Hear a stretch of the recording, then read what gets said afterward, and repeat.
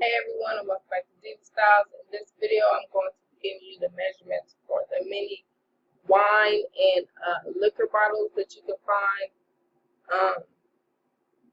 So this one is going to fit pretty much just on the front of the wine bottle, and the measurements for that is 2.75 in height, and the width is 2.4. Now for the same wine bottle, if you want us to go all the way around instead of just on the front, that's fine. The measurements for that is, the height is still going to be the same, which is 2.75, and the width is going to change to 6.7.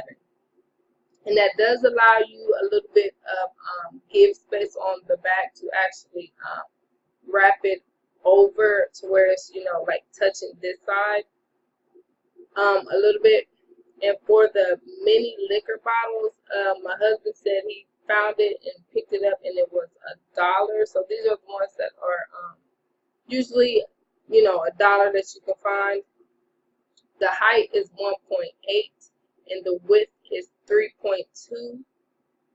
And yeah, those are the measurements for your mini wine and liquor bottles. If you have any questions at all, please feel free to ask. And as always, I will